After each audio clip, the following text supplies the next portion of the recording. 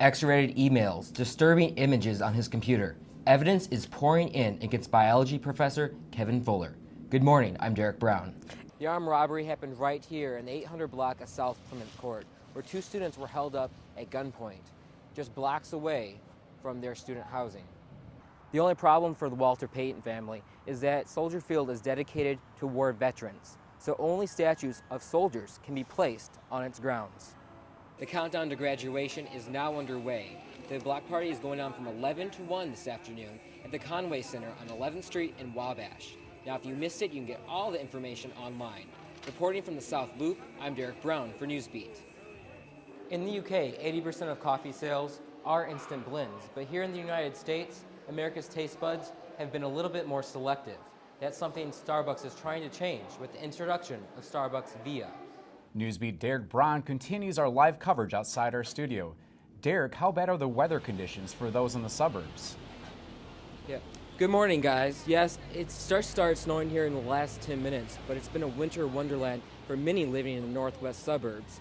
The overnight rain here in Chicago is creating a commuter's nightmare, where the roadways could turn into an ice rink by the end of the night. Oh, let it snow, let it snow.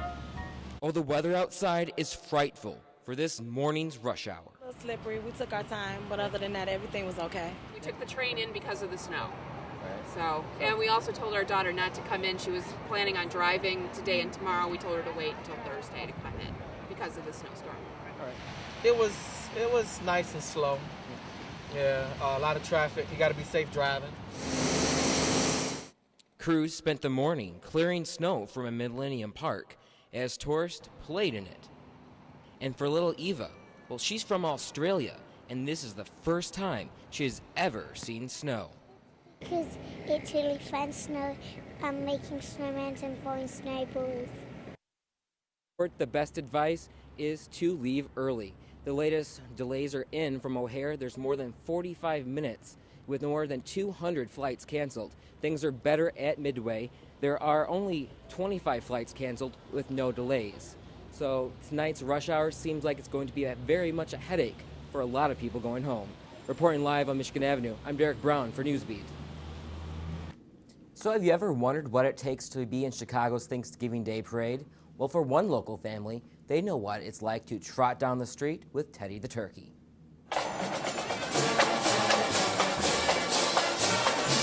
For some, these are the sounds that kick off the holiday season. But for others, they are the sounds of love and tradition. Actually, my husband and I were sweethearts in high school, and we got back together at our 25-year class reunion in 2000. So we were looking for a tradition for just us. The tradition for Mary Ann and Frank Nowak? Being balloon handlers in Chicago's Thanksgiving Day Parade. This will mark their 5th year walking down State Street, and for her, it's a dream come true. I also have a bucket list of things I wanted to do before I die, which is probably kind of sad, but being in a large parade is one of them, and I don't think I'll ever get to Macy's, so this is the next best thing. Today, they were at parade school, where 1,300 other volunteers were learning the ropes on how to guide a 70-foot balloon down the street. The Thanksgiving Day Parade is something Mary Ann and her family have been coming to for years, and now being able to share her day with others is an amazing experience. It's nice to add something else to the holiday just besides cooking, plus walking down State Street and seeing all the little kids.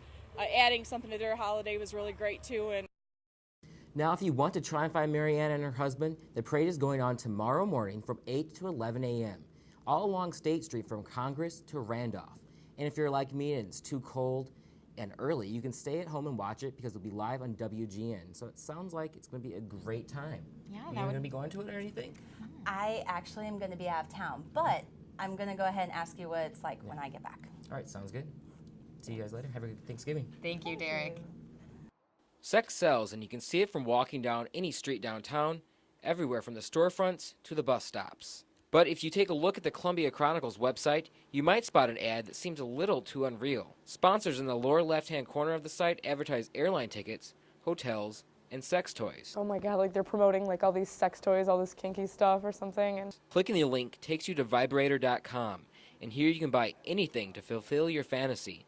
The Columbia Chronicle is the only area college newspaper in Chicago to carry such a sponsor on their website. General Manager Chris Richards says his job is to help the students make good business decisions. I will advise them if it's not within the best interest of the paper or the college, but on that particular instance, contract was accepted and agreed upon, and they're a paying client, and we've never had any problems. To get an ad in the newspaper or the website, it has to be approved by the Chronicle staff. Journalism instructor Rose Economou believes this kind of advertisement only creates negative views. People think that things are harmless. They're not harmless.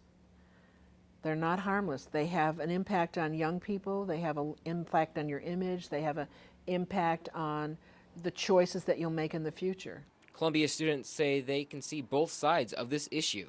College students are of age, so I don't think it's a huge issue. I just don't like the way it makes our school and our paper look. It's not the first time the Columbia Chronicle has been involved in a sex scandal. Just last year they published their first ever all-sex issue. And the controversy was that underage students could pick it up here right on the newsstand. Reporting downtown, I'm Derek Brown for Newsbeat. It was World War II history emerging right before your eyes. A fighter plane was pulled from the waters of Lake Michigan. Take a look at this video. The historic plane is still intact, even after being at the bottom of the lake for more than 60 years.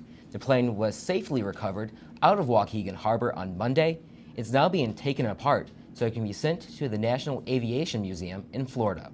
That's right, temperatures are dropping, and by the end of the weekend we could be seeing snow. David Macias is here with your forecast. The White House crashers were not invited after all. Emails between the Salais and the Pentagon official show the couple was banking on a last-minute invite, but decided to even attend before they got the okay. Now the couple has an invitation to Capitol Hill. Tomorrow they will meet with the White House Homeland Security Committee along with the Secret Service to testify on their possible security breach. I'm Derek Brown for all of us here at Newsbeat. Thanks for watching, and we'll see you next week.